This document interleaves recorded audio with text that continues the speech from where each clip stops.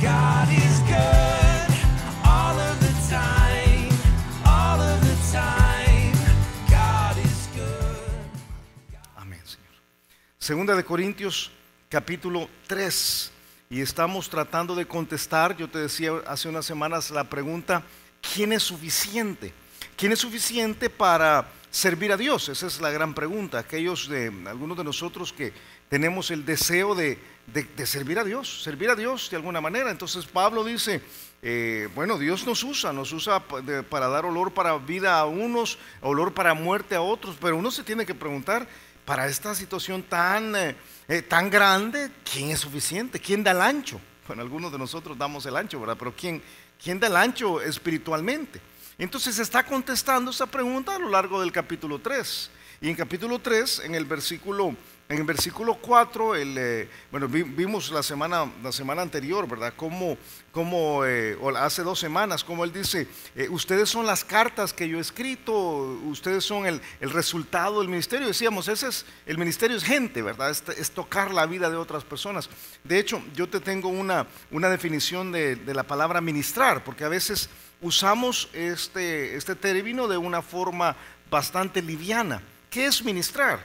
Ministrar es servir a Dios, no es servir a la gente, es servir a Dios. Ahora, a veces lo haces tocando la vida de gente, pero el ministerio se trata de servir a Dios. Es servir a Dios transfiriendo la vida de Dios que emana de la palabra de Dios a quien está necesitado de Dios.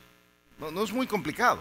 Tú encuentras a alguien que tiene una necesidad, a veces está enfermo, a veces está en una condición donde la familia está con sus emociones enfermas, a veces está en una situación donde el alma está enferma, entonces tiene una necesidad de Dios.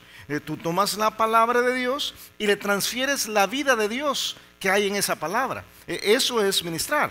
Y por supuesto esto se desborda o se puede realizar en las estructuras de ministerio, pero como yo te decía hace un par de semanas, cuando hablamos de ministrar, por favor, que no pienses que todo es estructura, que no pienses que todo sucede aquí en una estructura de ministerio de alabanza, o ministerio de niños, o ministerio de jóvenes, o ministerio... No, tú puedes ministrar, tú puedes servir a Dios ministrando la vida de Dios o dando la vida de Dios por medio de la palabra de Dios a las personas en tu trabajo que tienen una necesidad de Dios, a las personas en tu universidad que tienen la necesidad de Dios, a las personas en tu casa que tienen la necesidad de Dios, y nunca necesariamente participar de una estructura de ministerio solamente. Ahora, yo te animo a que te metas a los ministerios, pero te animo más a que sirvas a Dios ministrando la vida de Dios ahí donde vives. A veces es a veces es con tu jefe, ese jefe que es tan difícil, ¿verdad? ¿Cuántos aquí tienen un jefe difícil? No, levanta la mano. Pero a veces ese jefe que es tan difícil, ese jefe que es tan difícil, tiene necesidad de Dios. O sea, por la razón por la cual vive amargado, ¿verdad? Y hace gárgaras de bilis todos los días, precisamente porque tiene una necesidad de Dios gigantesca. Y podría ser por cada persona, esa amiga tufosa que tienes, ¿verdad? Es lo que tienes, una gran necesidad de Dios. O sea, yo creo que a veces, si nosotros entendiéramos la realidad de la gente, ministraríamos más. O sea, transferiríamos más la vida de Dios usando la palabra de Dios para aquellos que están de plano necesitados de Dios. Y una cosa más, cuando hablo de transferir la vida que está en la palabra de Dios, no quiere decir necesariamente abrir una Biblia física delante de la gente, porque a veces eso nos da la idea, ¿verdad? O sea, Julio, que lo que tú me estás diciendo es que yo tengo que pararme en un escritorio de la oficina y entonces abrir la Biblia y predicar un mensaje. No, tienes que llevar la vida que está aquí. Y a veces vas a abrir la Biblia, a veces vas a abrir el corazón y vas a dar lo que Dios te ha dado a ti. Pero eso es ministrar. Y entonces viene Pablo y pregunta, ¿y para estas cosas quién es suficiente? Porque todos que conocemos al Señor decimos, creo que si uno de plano conoce al Señor, dice, yo quisiera esto, yo quisiera ministrar, pero ¿cómo se hace? ¿Y cuáles son algunas marcas o algunos rasgos que son posibles? Y yo creo que aquí Pablo nos va a dar 2 o 3 esta semana que creo que son importantes. No son los últimos que vamos a ver, pero son importantes. Dice versículo 4, dice, y tal confianza, la confianza de que Dios va a usarnos, la seguridad, la certeza de que Dios va a usarnos. Y fíjate, tal confianza tenemos mediante Cristo para con Dios. No que seamos competentes o capaces por nosotros mismos para pensar algo como de nosotros mismos, sino que nuestra competencia o nuestra capacidad proviene de Dios, el cual asimismo nos hizo ministros competentes o capaces de un nuevo pacto, no de la letra, sino del Espíritu, porque la letra mata, mas el Espíritu vivifica. Comencemos por establecer una realidad simple. Fíjate. Pablo dice, yo estoy seguro que tengo la capacidad que viene de Dios, que mi capacidad no viene de mí mismo, la capacidad viene, como dice el versículo 4, esta capacidad viene mediante Cristo para con Dios. Creo que una cuestión difícil de encontrar, no sé si te pasa a ti, es ese equilibrio donde tienes confianza y eres seguro de ti mismo o eres orgulloso. Es un equilibrio bien fino. Algunas veces cuando uno lee a Pablo da la impresión que Pablo era un poquito orgulloso. No sé si te ha pasado. Uno dice, Pablo dice de repente, hey, sed imitadores de mí como yo de Cristo. ¿Qué pasaría si esta próxima semana cuando llegas a tu grupo pequeño te pusieras de pie y les dijeras a todos, hermanos, sean imitadores de mí, ¿verdad? Como yo de Cristo? Más de alguno te diría, ay, ¿verdad? ¿Qué te pasa? Pero es esta seguridad. Pablo tenía esta seguridad, esta certeza de que la capacidad que había en él no venía de él. Dice que venía mediante Cristo para con Dios. Esa es, yo diría que es una de las claves en todo esto. Más adelantito va a decir, no soy yo, dice, tenemos este tesoro, el ministerio, en vasos de barro, para que la excelencia del poder sea de Dios y no de nosotros. Cuando la Biblia habla de vasos de barro, describe quiénes somos, describe nuestra humanidad desde el principio, desde Adán, que fue hecho literalmente de barro. Dios nos ha usado como contenedores, pero no somos los vasos los importantes, es lo que está dentro de nosotros lo importante. Cada uno de nosotros es un vaso de barro, te lo digo cada domingo prácticamente, pero hazme un favor, mira a la persona que está a la par y dime qué tipo de vaso es. Cántaro, dime si es, ¿verdad?, tecomate, ¿verdad?, o si es... ¿qué tipo? Pero todos somos vasos de barro, ¿verdad? Algunos son pichingas, ¿verdad?, galones de 5 libras, pero cada uno de nosotros tiene ha sido en su humanidad diseñado por Dios para que contenga este poder de Dios que es el ministerio. Pero tenemos el riesgo, fíjate, de volvernos orgullosos, arrogantes. Ese es precisamente el punto de Pablo. Dice, yo reconozco que mi competencia no viene de Dios. Ven conmigo a 2 de Crónicas capítulo 26. Y en lo que vas hasta allá, te recuerdo de una historia que te he contado en alguna ocasión antes. 2 de Crónicas 26, de aquella hormiga que se subió sobre el elefante. Y ahorita, no sé si te diste cuenta, pero cuando venías entrando hay sonpopos de mayo alrededor. Y de hecho acabamos de ver un sonpopo de mayo aquí adelante. Yo digo, que está haciendo un sonpopo de mayo aquí. Pero la hormiga, ¿verdad?, que se sube sobre el elefante y entonces van cruzando el puente, un puente de esos puentes colgantes. Y entonces el puente, por supuesto, se va moviendo y le dice la hormiga al elefante, ¿cómo hacemos que se mueva el puente, verdad? Qué tremendo. Pero a veces ya somos así con Dios, ¿verdad? ¿Cómo hacemos? Qué tremendo todo esto que nosotros logramos. Allí en 2 de Crónicas capítulo 26 está una de esas historias buenas que creo que tienen mucha enseñanza para nuestros chicos, entre otras cosas, pero para nosotros también. Es la historia del rey Usías. El rey Usías es uno de estos reyes que hizo las cosas muy, muy, muy bien al principio. De hecho, cuando describe su ministerio, dice en el versículo 3, de 16 años era Usías cuando comenzó a reinar, y 52 años reinó en Jerusalén. El nombre de su madre fue Ecolías de Jerusalén. E hizo lo recto ante los ojos de Jehová, conforme a todas las cosas que había hecho Amasías su padre. Y persistió en buscar a Dios en los días de Zacarías, entendido en visiones de Dios. Y en estos días en que buscó a Jehová, él y le prosperó. Casi que cada uno de nosotros quisiéramos tener en nuestra hoja de vida estas referencias que se hacen sobre el rey Usías. Pero el rey Usías cometió el error que muchos de nosotros cometemos. Cuando vio la mano de Dios sobre él, empezó a enorgullecerse. Y dice en la parte, versículo 16, y no te doy toda la historia, puedes leerla en tu casa, dice, mas cuando ya era fuerte.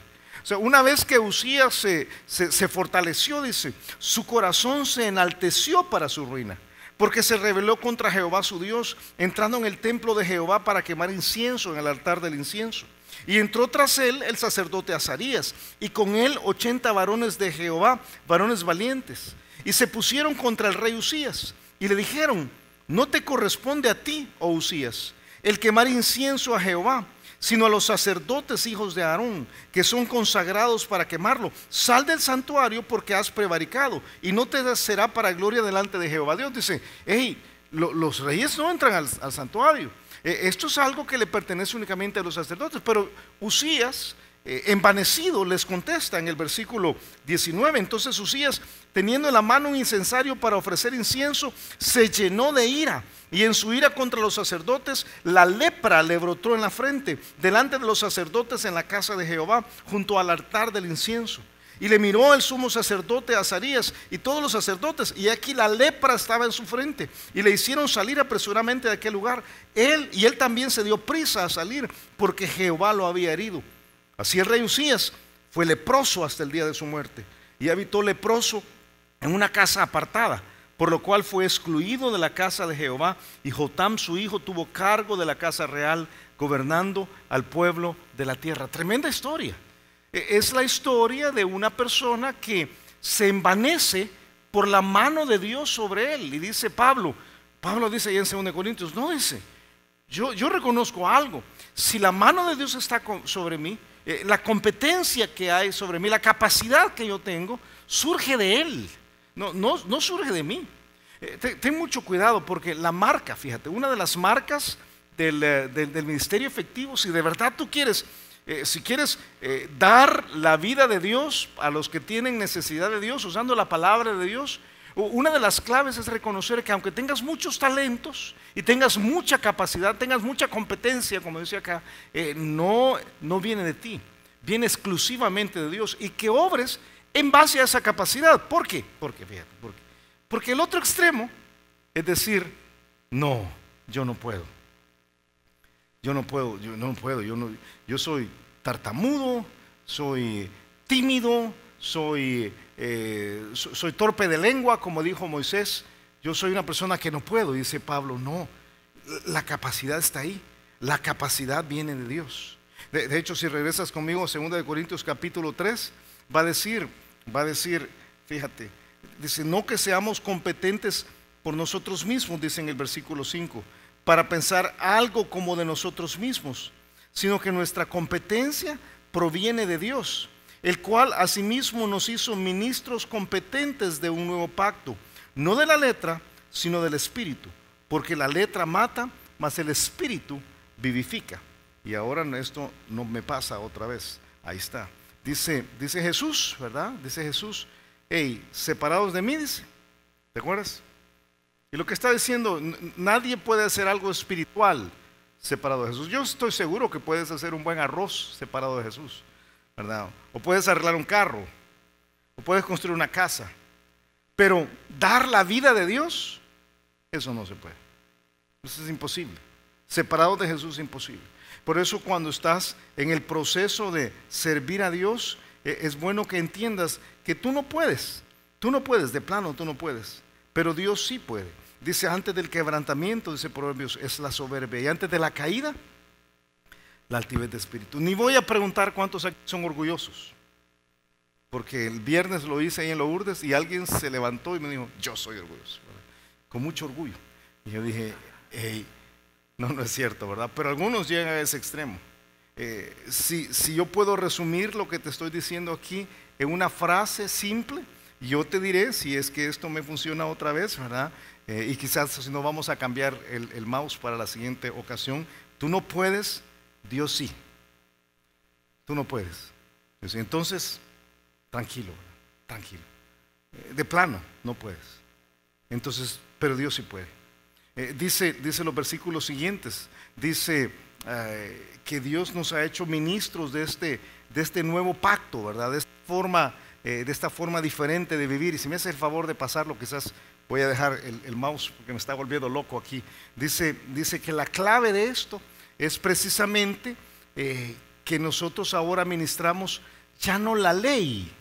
Fíjate cómo está, versículo 6, el cual nos hizo ministros competentes del nuevo pacto, no de la letra, sino del espíritu, porque la letra mata, mas el espíritu vivifica. Y fíjate, regálame tu mente unos instantes, porque aún pienso yo en todo lo que está pasando en nuestro país estos días y de alguna forma en la oportunidad que hemos tenido de ver, de comparar una religión, voy a decir así, una religión que tiene mucha estructura, mucha estructura, y una vida en Cristo que está muy llena de gracia. Lo que dice aquí el pasaje y lo que dice realmente todo el Nuevo Testamento es que la letra, el sistema de reglas que surgía del Antiguo Testamento es algo que nunca produce vida, siempre produce muerte. Es parte de la naturaleza humana que cuando te ponen una regla, tú tienes la tendencia a violar esa regla. Yo te lo he dicho en otras ocasiones. Si tú ves un rotulito que dice pintura fresca, no tocar, ¿qué haces?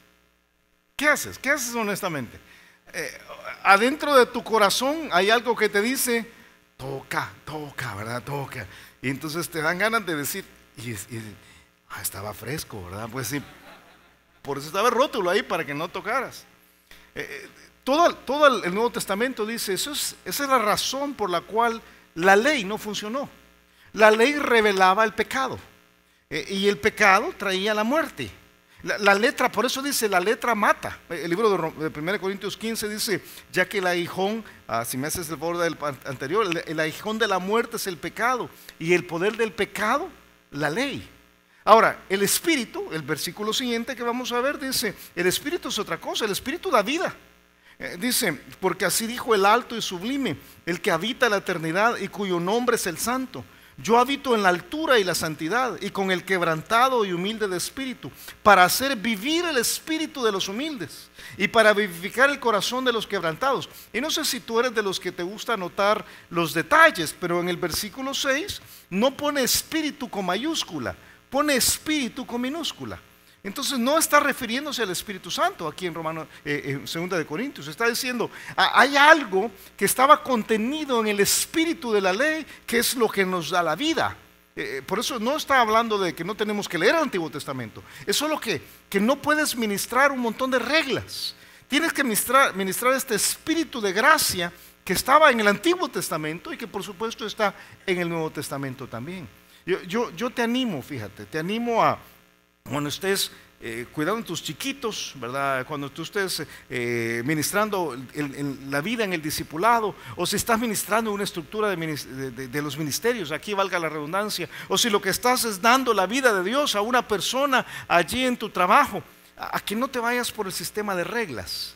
Siempre lo que funciona es espíritu de gracia. Y dice Pablo, nosotros tenemos esto. Y como tenemos esto, se puede. Ahora, ¿es riesgoso eso? Claro, es muy riesgoso. Siempre es más seguro las reglas. Siempre. Por eso el ministerio verdadero es extremadamente arriesgado. Porque tienes que depender del Espíritu de Dios para que Dios haga su trabajo. Más fácil es poner un montón de reglas. Si me haces el favor de dar un clic adelante, vas a ver una foto que habla de los deportes extremos. ¿Te atreverías tú? ¿Te atreverías? ¿Verdad? Algunos dicen, sí, otros días ni loco me atrevería, ¿verdad? Yo te voy a decir algo que es más extremo, más arriesgado que cualquier deporte extremo. Es ministrar. Ningún deporte extremo como el ministerio. O sea, uno está ahí totalmente colgado de Dios, no hay de otra. No son tus capacidades, no son tus talentos, no son tus habilidades, es Dios, es completamente Dios.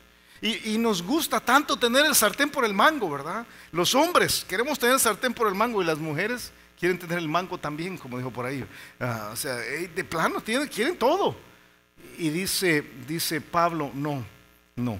Nosotros estamos seguros en Dios, no en nosotros, seguros en Dios. Uno de los rasgos de que estás sirviendo a Dios como se debe, esta seguridad en Dios, de plano. Pero hay un segundo rasgo, mira, capítulo 3, versículo 6. Y va a hablar de la calidad. La calidad. La calidad de la diferencia entre el pacto del Antiguo Testamento y el pacto del Nuevo Testamento. De hecho, le llama allí el cual nos hizo ministros competentes de un nuevo pacto. Ahora, ¿qué es eso? Fíjate, dame tu corazón unos instantes. Hazme un favor, porque vamos a entrar ahorita nos vamos a meter en uno de esos conceptos que la mayor parte de personas ha escuchado y tú crees algunas cosas, pero no has tomado nunca, probablemente nunca has tomado el tiempo para analizarlo. Y es profundo y es importante. Es importante. No quiero decir que es teología, pero es doctrina. Y es la base de lo que nosotros creemos. Si pasas por alto, si pasas de noche aquí, un montón de cosas que no vas a entender de la Biblia. Y te voy a enseñar además 2 o 3 cosas que probablemente nunca habías notado. Primero, ¿qué es esto del nuevo pacto? ¿Qué es el nuevo pacto? Bueno, la Biblia define el nuevo pacto como la sangre de Jesús. De hecho, el libro de Lucas dice, si me haces el favor de dar un clic, dice en Lucas 22, de igual manera después que hubo cenado, tomó la copa diciendo, esta copa es Jesucristo, dice, esta copa es el nuevo pacto en mi sangre que por vosotros se derrama. El nuevo pacto es algo diferente del Antiguo Testamento. El Antiguo Testamento era el antiguo pacto. El nuevo pacto comienza cuando el Señor Jesucristo derramó su sangre. Él allí en la cruz pagó por nuestros pecados y nosotros decimos, sí, pagó por nuestros pecados, quiere decir que ahora puede ir al cielo. Sí, pero ahí comenzó un nuevo paquete completamente, totalmente diferente del Antiguo Testamento. ¿Está conectado con el Antiguo Testamento? Sí, pero es algo nuevo, es totalmente nuevo. Y como es nuevo, lo que es nuevo, como te voy a enseñar unos momentos en Hebreos, es algo que tiene que quitar lo que antes había, lo viejo. ¿Qué es un pacto? Primero definamos qué es un pacto, porque algunas veces, fíjate, algunas veces cuando usamos términos, los cristianos usamos términos que ni siquiera hemos considerado despacio, ¿verdad? En nuestra cultura aquí en El Salvador se habla mucho de un Dios de pactos. Y entonces tú y cantas, ¿verdad? La canción de Marcos Witt, Dios de pactos, y entonces tú te imaginas que es algo donde vas a ir a hacer un trato con Dios. Y los pactos casi siempre tienen que ver, Señor, yo te doy tal cosa para que tú me des tal otra. Y entonces le dice, Señor, yo te voy a dar, si tú me bendices de esta manera, entonces yo te voy a dar tal cosa, ¿verdad? Yo no sé, y tú dices, yo voy a orar todas las noches, como que estás haciendo un trato con Dios y como que Dios va a decir, gracias que vas a orar todas las noches, ¿verdad? Señor, si tú me das un trabajo, yo voy a ir todos los domingos a la iglesia, gracias. Y pensamos como que, gracias Señor, ¿verdad? Señor, si tú me das si yo me saco la lotería, te mando a mi esposo, Señor. Yo no sé, ¿verdad? Entonces, o sea, tienes estas ideas que a veces uno dice, no, eso no es. Que te quede claro algo. Nada podemos ofrecer a Dios que sea un trato para Él. Nada. Nada. No va a haber nunca algo donde podamos comprar a Dios, negociar con Dios. Nunca, jamás. Ofrecerle a tus hijos, ya son de Él. Ofrecerle tu casa, ya es de Él. Ofrecerle tu vida, ya es de Él. Ya la compró. O sea, ¿qué le vamos a ofrecer? Nada, absolutamente nada. Entonces, ¿qué es esto de pactos? Porque Dios hace pactos. ¿Qué es un pacto? Fíjate, un pacto es un juego de promesas que Dios hace a su pueblo y que requiere de un mediador. Eso es un pacto. El pacto siempre surge de Dios, nunca surge de la gente. Algunas veces es condicional, algunas veces no es condicional. De hecho, la mayor parte de pactos que Dios hace no son condicionales. Allá le dice Dios a Abraham, vete de la tierra, de tu tierra, de tu casa, de tu parentela, y yo te prometo que voy a bendecirte a ti y voy a bendecir a todos los que te bendijeren. Y a los que no te bendigan, yo me voy a meter con ellos. Es mi promesa. Es un trato. Y Dios cumple sus promesas. Ahora, el Antiguo Testamento tenía un paquete de promesas, el Nuevo Testamento tiene un nuevo paquete, un nuevo pacto. Están descritas en Hebreos capítulo 8. Y si me haces el favor de ir allí, dejar un dedito en 2 de Corintios. Dice Hebreos capítulo 8, versículo, déjame leerte desde el versículo 6. Yo te decía, son promesas que requieren de un mediador, dice Hebreos 8:6. Pero ahora dice, tanto mejor ministerio, estoy en Hebreos 8:6, es el suyo, es el de Cristo, cuanto es mediador de un mejor pacto, establecido sobre mejores promesas. Ahí están todos los elementos. Es un juego de promesas que ahora dice que son mejores y está dado por un mediador que es mejor. ¿Quiénes eran los mediadores del Antiguo Testamento? Eran los sacerdotes. O sea, los sacerdotes eran los que llegaban y eran los intercesores, los intermediarios entre Dios y los hombres. En el Antiguo Testamento había, yo creo que ha sido el versículo que más he leído estos días, ¿verdad? Gente que ha dicho, solo hay un mediador entre Dios y los hombres. En el Antiguo Testamento no, y en los sistemas donde todavía se trata de llegar a Dios por las reglas, hay un montón de mediadores. En el Nuevo Pacto hay un solo mediador, un mejor mediador. Pero en el Antiguo Testamento habían un montón de mediadores, eran sacerdotes. Dice, había un montón de reglas para estos sacerdotes. Y dice el autor de Hebreos, porque si, fíjate, ahora va a decir, ¿por qué es mejor ahora? Porque si aquel primero, o sea, el pacto del Antiguo Testamento, hubiera sido sin defecto, seguramente no se hubiera procurado lugar para el segundo. Porque reprendiéndolos dice, y aquí vienen días, dice el Señor, en que estableceré con la casa de Israel y la casa de Judá un nuevo pacto. Por cierto, los pactos de Dios siempre son con su pueblo Israel.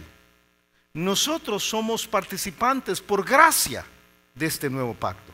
Pero tengamos mucho cuidado aún de pensar que, somos una gran cosa. Dice, no. El nuevo pacto derramado en la sangre de Jesús era un trato para con Israel, del cual nosotros hemos sido hechos partícipes. Y dice versículo 9, no como el pacto que hice con sus padres, el día que los tomé de la mano para sacarlos de la tierra de Egipto, porque ellos no permanecieron en mi pacto. Y yo me desentendí de ellos, dice el Señor. En el Antiguo Testamento, un montón de reglas, nadie tuvo la capacidad para cumplir todas esas reglas. Y entonces dice el Señor, yo me desentendí de ellos. Por eso estoy dando un pacto que es superior, algo que es mejor. Y dice en versículo 10, por lo cual este es el pacto que haré con la casa de Israel. Después de aquellos días, dice el Señor, ese es el pacto, mira. La sangre de Cristo produce esto. Pondré mis leyes en la mente de ellos y sobre su corazón las escribiré. Y seré a ellos por Dios. Y ellos me serán a mí por pueblo. Y ninguno enseñará a su prójimo, ni ninguno a su hermano diciendo, conoce al Señor, porque todos me conocerán, desde el menor hasta el mayor de ellos, porque seré propicio a sus injusticias y nunca más me acordaré de sus pecados y de sus iniquidades. Es perdón, es presencia de Dios, es una relación íntima. Y dice, al decir nuevo pacto, ha dado por viejo el primero, y lo que se da por viejo y se envejece está próximo a desaparecer. Hay dos sistemas entonces, fíjate, hay dos sistemas. Hay un sistema que es el antiguo pacto, un montón de reglas, es defectuoso, se necesita de hombres ahí. Y todos los hombres sin excepción, estamos llenos de errores, todos. Aún aquellos que son considerados como lo máximo, están llenos de errores. Entonces dice Dios, necesitamos un nuevo pacto. Este nuevo pacto viene por la sangre de Jesús y cambia completamente el sistema de reglas, cambia el sistema de promesas. En las promesas del Antiguo Testamento había muchas promesas físicas. En las promesas del Nuevo Testamento hay muchas promesas espirituales. Las promesas del Antiguo Testamento eran perecederas, se terminaban porque eran físicas. Las promesas del Nuevo Testamento son eternas. Ahora nosotros ministramos no un paquete de promesas del Antiguo Testamento. Ahora nosotros ministramos un paquete de promesas del Nuevo Testamento. Dice Ezequiel capítulo 36, si me haces el favor de uno para atrás, por favor, dice, os daré corazón nuevo y pondré espíritu nuevo dentro de vosotros y quitaré de vuestra carne el corazón de piedra y os daré un corazón de carne y pondré dentro de vosotros mi espíritu y haré que andéis en mis estatutos y guardéis mis preceptos y los pongáis por obra. Mira, ahora tenemos la oportunidad de ministrar vida. Vida. No buena suerte. No bendiciones físicas.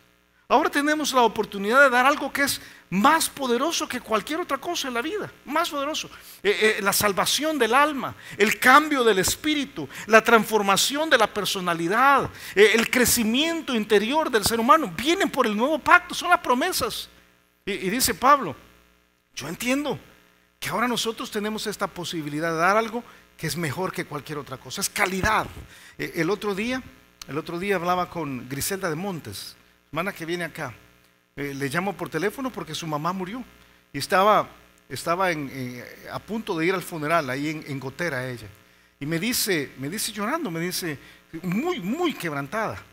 Y me dice, le pregunto yo, Griselda, ¿y tu mamá era cristiana? Me dice, sí, hace un mes se convirtió. Y eso hace toda la diferencia.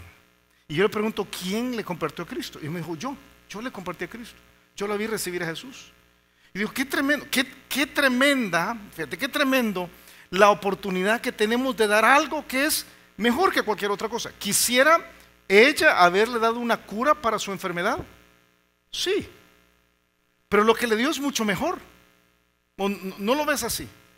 O sea, a veces oramos por la salud de alguien, como hacíamos un ratito con Marlon. O oramos por la necesidad física de alguien y nosotros decimos, quisiéramos dar esta parte, estas bendiciones materiales. Y dice Pablo, pero nosotros hacemos algo de más calidad. Ministramos el nuevo pacto. Eso hace toda la diferencia completamente. Si me haces el favor de dar un clic y te pongo allí, ¿verdad? Esa parte de bendición deseable. ¿Qué sería la cosa más deseable que dar a alguien? Creo que es la salud. La salud. Tú puedes darle un carro, pero es mejor darle salud. Tú puedes darle una casa, pero es mejor darle salud. Y si tú alguna vez has tenido a alguien a que amas que está con una crisis de salud, sabes que la cosa más importante que puede dar es la salud. Pero yo te digo algo, más importante es ministrar la vida. Es el nuevo pacto. Y eso es lo que Pablo está diciendo. Tenemos algo que es lo más poderoso del universo. Y te digo con mucho cariño, porque lo veo. Veo cristianos, y ahora voy a usar la palabra cristianos evangélicos para que nos entendamos. Veo cristianos que a veces queremos decir, no, es que todo es más o menos la misma cosa. O sea, todos creemos más o menos lo mismo. Todos somos más o menos iguales, adoramos al mismo Dios. Sí, pero son dos sistemas totalmente diferentes. Hay un sistema que es el antiguo pacto y otro sistema que es el nuevo pacto. El nuevo pacto lo que está dando es dando vida. Y dice Pablo, nosotros damos vida. Si tú entiendes esto, fíjate, el día de mañana al llegar a tu universidad, o el día de mañana al llegar a tu trabajo, o el día de hoy al regresar a tu casa, sabes que llevas en ti la oportunidad de dar la transformación más grande posible sobre el planeta. Dice Pablo, esa calidad es marca de un ministerio efectivo. Fíjate, seguridad y calidad. Gracias, hermano, gracias. Seguridad y calidad. Gracias, hermano. Y ahora entonces viene la tercera parte, que es humildad. Venga otra vez a 2 de Corintios. 2 de Corintios capítulo 3. Yo creo que algunos de nosotros tenemos que abrir los ojos a la diferencia grande que es ministrar la vida. Esa es la razón por la cual estamos acá, ¿verdad?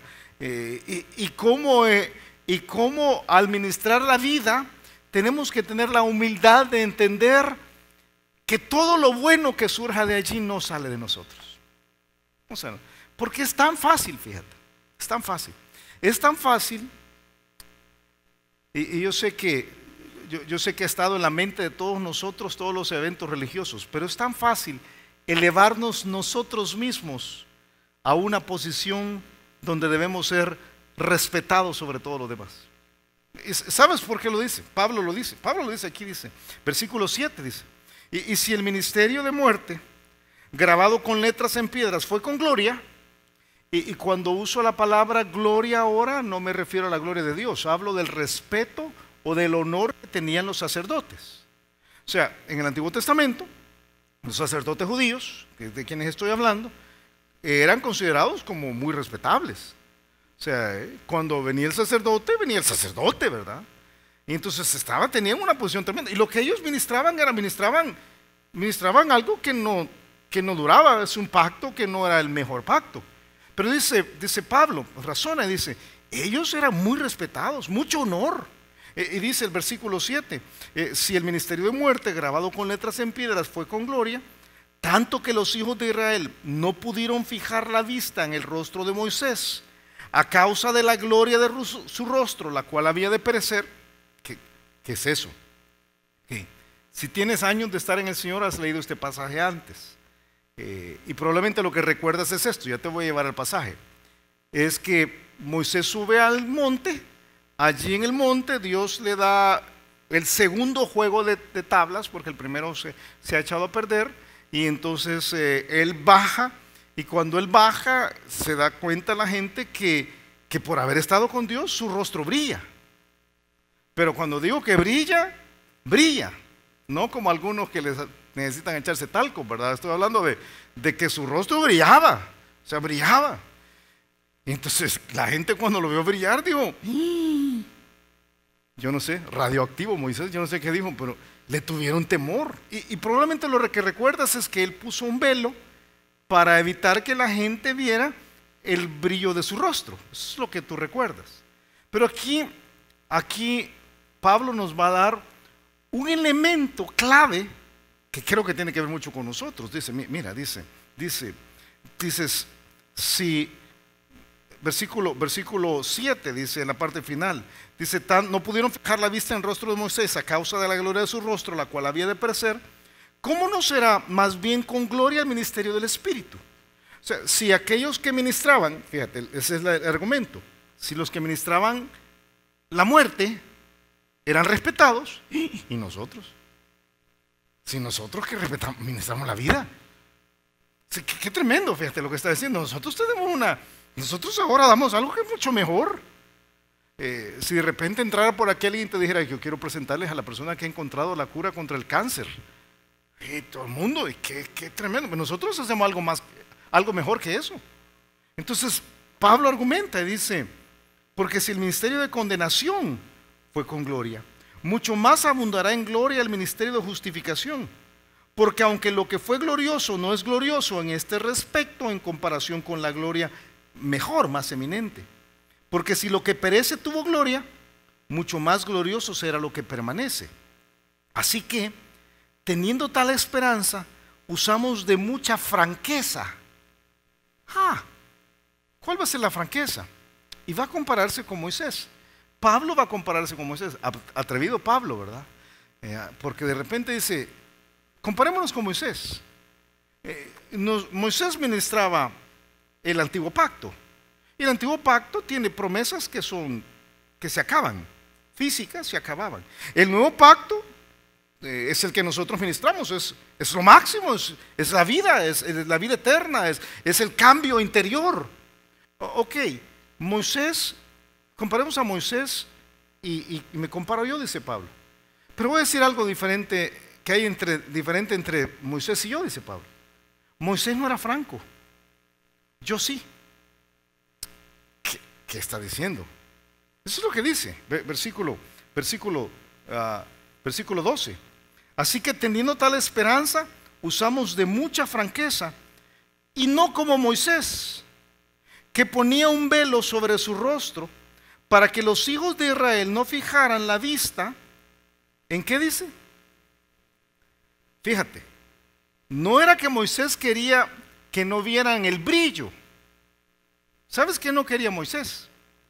Que vieran el fin del brillo. Vamos a Éxodo capítulo 34. Te voy a enseñar algo interesante que creo que es muy como nosotros. Moisés es muy como nosotros. Éxodo capítulo 34. Y te voy a enseñar el orden de cómo sucedieron las cosas en el Antiguo Testamento. Éxodo capítulo 34. Porque lo que tú has pensado es él bajó, se puso el velo, se tapó para que la gente no lo viera, y entonces subía delante de Dios, ahí se quitaba el velo, y entonces bajaba y se ponía el velo. Pero ¿por qué lo hacía? Éxodo capítulo 34, versículo 29.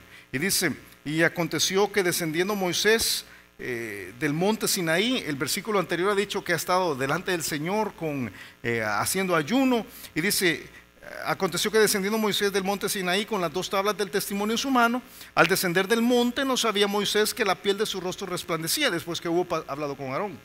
Y Aarón y todos los hijos de Israel miraron a Moisés. Y aquí la piel de su rostro era resplandeciente y tuvieron miedo de acercarse a él. Ahora fíjate, no se puso el velo allí. Lo ven con la luz brillante, la cara brillante. Y dicen, el gran poder de Dios, este hombre ha estado con Dios. Tengámosle temor. Pero él no se puso el velo ahí. Él lo que hace es va y habla con la gente con el velo descubierto, con la cara descubierta, dice versículo 31. Entonces Moisés los llamó. Y Aarón y todos los príncipes de la congregación volvieron a él y Moisés les habló. Después se acercaron todos los hijos de Israel, a los cuales mandó todo lo que Jehová le había dicho en el monte Sinaí. Y cuando acabó Moisés de hablar con ellos, ¿qué hizo? El orden de los factores aquí, de los eventos es interesante. Sube al monte, regresa habiendo hablado con Dios, viene brillando, la gente lo ve y dice, qué tremendo he estado con Dios. Tengamos miedo. Y viene Moisés y dice, no me tapó la cara. Mírenme que he estado con Dios. Termina de hablar con ellos y se tapa la cara. Al taparse la cara, dice el versículo 34, sube otra vez delante de Dios. Dice, cuando venía Moisés delante de Jehová para hablar con él, se quitaba el velo hasta que salía. Y saliendo decía a los hijos de Israel lo que le era mandado. Y al mirar los hijos de Israel el rostro de Moisés, veían que la piel de su rostro era resplandeciente. Y volvía Moisés a ponerse el velo sobre su rostro, hasta que entraba a hablar con Dios. Pero hubo un momentito que el brillo cesó. Ya no brilló más. ¿Y sabes qué hizo Moisés? Se puso un velo. ¿Sabes para qué? Para que la gente creyera que seguía brillando. Eso es lo que está diciendo Pablo. Pablo está diciendo, Moisés se ponía el velo para evitar que la gente viera el fin de aquello que había sucedido. Y yo estaba pensando, ¿cuántos de nosotros somos así? O sea, ¿cuántos de nosotros lo que hacemos, fíjate, lo que hacemos es agarramos, y déjame agarrar un velo aquí. Tal vez tengo uno yo aquí, tengo un velo mío. Porque esa es la idea que tenemos, ¿verdad? Tenemos la idea que ponemos un velo en la cara para que nadie nos vea el rostro. Realmente lo que no queremos es que al quitarse nadie vea que ya no estamos brillando. Ese es el problema. Y dice Pablo, nosotros somos francos. Yo no soy como Moisés, dice. Yo reconozco mis debilidades. Yo me doy cuenta lo que hay en mí realmente no viene de mí. Que ese brillo del Nuevo Testamento, no voy a falsificarlo, es otra forma de decirlo. Si estás conmigo de regreso allá en 2 de Corintios, mira cómo dice, porque dice el problema de no ser franco, de esta parte, este problema de franqueza, ¿verdad? Es que no reconocemos que la gloria ha llegado a su fin. Y dice el versículo 12, así que teniendo tal, estoy de regreso en 2 Corintios 3, así que teniendo tal esperanza usamos de mucha franqueza, y no como Moisés, dice, no como Moisés ¿a dónde estoy? Que ponía un velo sobre su rostro para que los hijos de Israel no fijaran la vista en el fin de aquello que había de ser abolido. Pero el entendimiento de ellos se embotó, o sea, se tupió, se endureció, porque hasta el día de hoy, cuando leen el antiguo pacto, les queda el mismo velo no descubierto, el cual por Cristo es quitado. Y aún hasta el día de hoy, cuando se lee a Moisés, el velo está puesto no sobre la cara, está puesto sobre el corazón de ellos. Pero cuando se conviertan al Señor, el velo se quitará. ¿Sabes qué está diciendo Pablo? Está diciendo, ese es el problema con los judíos. El problema con los judíos. Ese es el problema con aquellos que están en el sistema del Antiguo Testamento. Ese es el problema con los que no están en el nuevo pacto. Es con el que están metidos en el sistema de reglas, de sacerdotes. Dice, no es que tengan un velo sobre la cara para tapar el brillo. ¿Sabes dónde está el velo? Sobre el corazón. Y si tú ves adentro del corazón, no hay nada. Estás en brillo completamente. Y dice Pablo, ese es el riesgo, fíjate, ese es el riesgo que cada uno de nosotros tiene. Honestamente,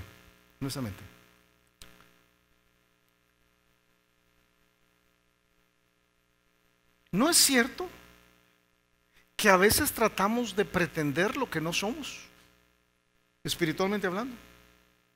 Eso es lo que pasaba con Moisés.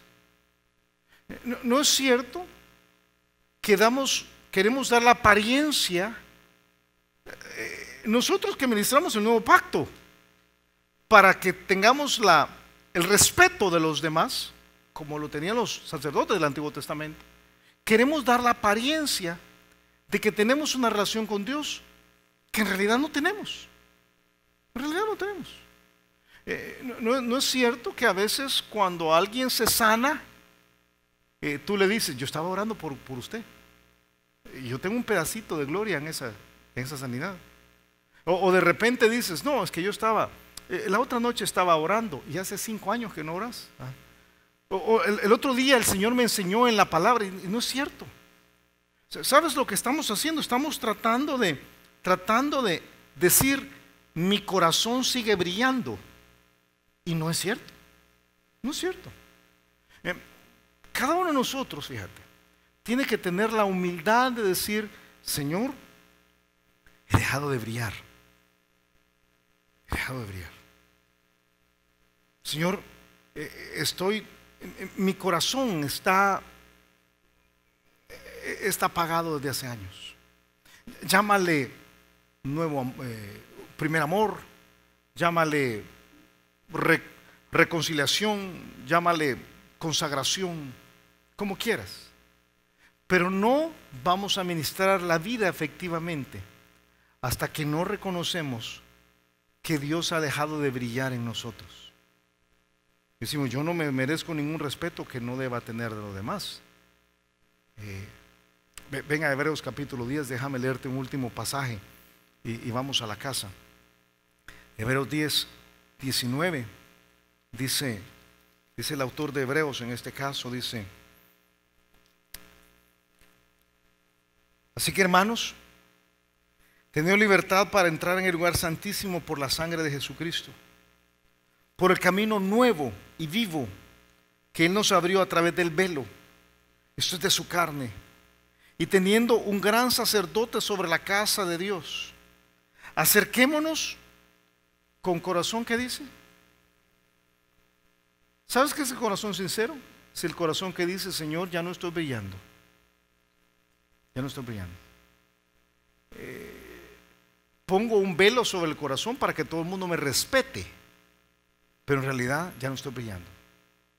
Con corazón sincero, en plena certidumbre de fe, purificados los corazones de mala conciencia y lavados los cuerpos con agua pura. El corazón sincero es la clave para permitir que haya un ministerio que realmente funciona. Es como te decía hace un rato, ¿verdad? Es la parte de sinceridad, es la parte de calidad, es la parte de humildad. ¿Sabes qué?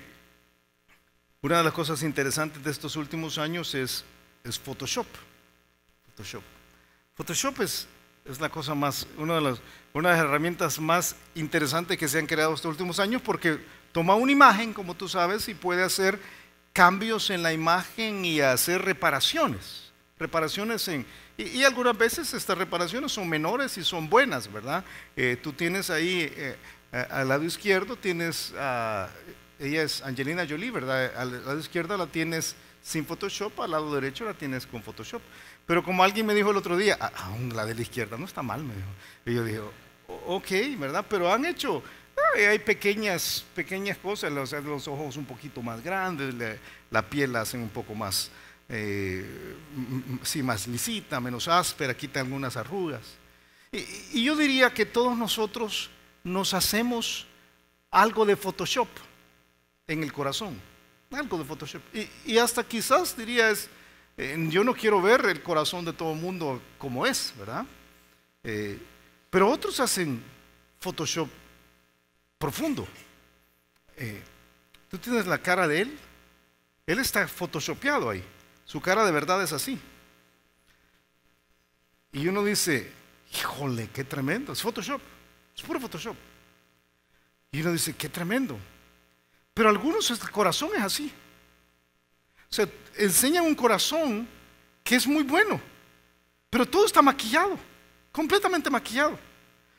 En todo han puesto un velo para evitar que la persona real se vea.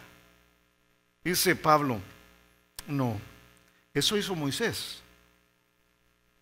Eso no está correcto. Nosotros debemos usar de mucha franqueza. ¿Quién es suficiente para administrar la vida? Aquel que con toda humildad dice, yo no soy la persona que da la vida, yo solamente transfiero algo que Dios ha puesto en mí, la capacidad que Dios ha puesto en mí. Yo quiero desafiarte esta mañana. Quizás lo primero que tienes que hacer es quitar un velo y echar un vistazo a tu propio corazón y decir, hey, la gloria de Dios hace años se quitó de ahí. Y yo no puedo servir a Dios de esa manera, hasta reencontrarme con Él personalmente. De hecho, vamos a orar. Yo te pido que agaches tu cabeza, cierres tus ojos y dejes que Dios te lleve por este proceso de tomar decisiones. Yo puedo ir a Mauricio que cierre este culto y que te ayude a ti a tomar las decisiones que deben ser.